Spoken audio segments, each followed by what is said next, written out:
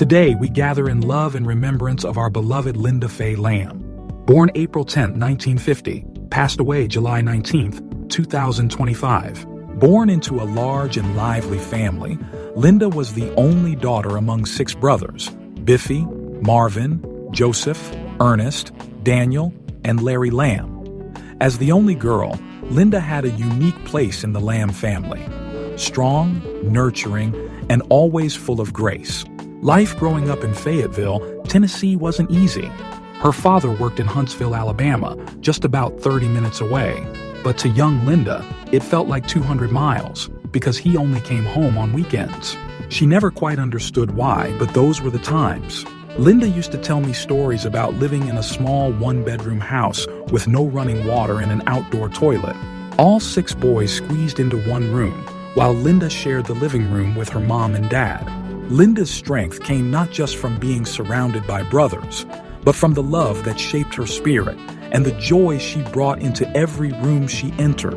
Linda went on to Tennessee State University, where she planned to become a social worker because she genuinely loved helping people. But between us, her real major might have been playing cards in the cafe. She loved playing cards, just like her daddy Ernest Lamb and Aunt Maggie May. It was a family tradition, and she played until her later years. Linda earned her bachelor's degree from Tennessee State University and went on to receive her master's from Vanderbilt. None of that would have been possible without the love and support of the Owens family. They were more than relatives. They were a true example of what it means for brothers and sisters to take care of one another. She moved from Nashville to Atlanta. She worked in the court system doing social work, but she was never happy working a 9-to-5 job. As she grew older, Linda focused on her business, Brightside Consulting Services. This was her dream. She loved working for herself. Her goal was to make enough money to pay off her house, so her niece and nephews would always have a place to stay if anything ever happened to her. When Linda moved to Nashville in the 9th grade, she came to live with Aunt Mildred, Uncle Ezel, and me. From that day on, our lives were never the same. She was so happy to be with us, especially since Uncle Ezel cooked her breakfast many mornings.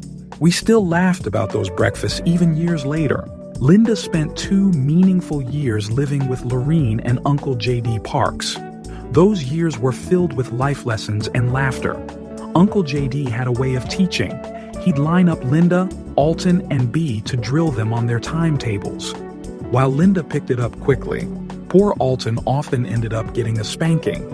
He never could seem to remember his timetables. And let me tell you, my dad always told me that Linda never talked back, and that Linda was always respectful.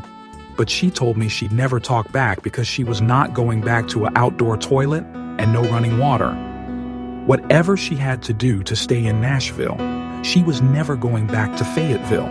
No one could describe the life of Faye better than Faye herself. First of all, I would say, I am Linda Lamb, Linda Faye Lamb, a family member, because that's who they know me by. I am also the daughter of Stella Mae Owens Lamb. My mother was the oldest child of Roberta Owens. So that's who I am under Owens family. But what I want to do today is take away everything, the degrees, the being, the business, everything. And let me tell you who I am. I am love and happiness. I say love because when you see me, that's what I want you to see. Not only do I want you to see it, I want you to feel it, because that's who I am. And not only do I talk it, I walk it. And I want you to see me as happiness, because every day that God allows me to see another day, I am so grateful. I'm also honored and thankful that I am here. That is who I am.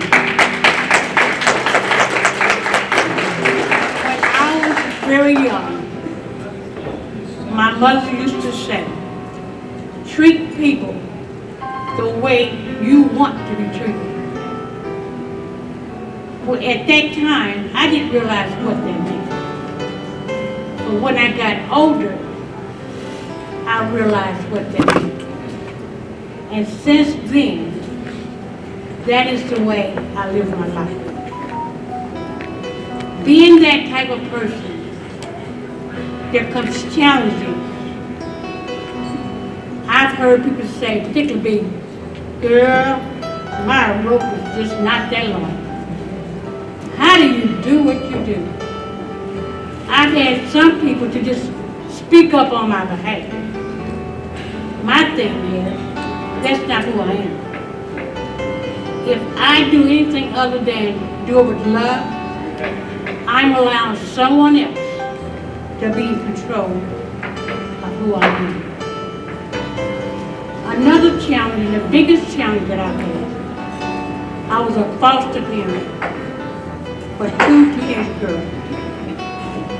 Also, I had my niece and my nephew to come to live with me. At that time, they were 14 and they were 15.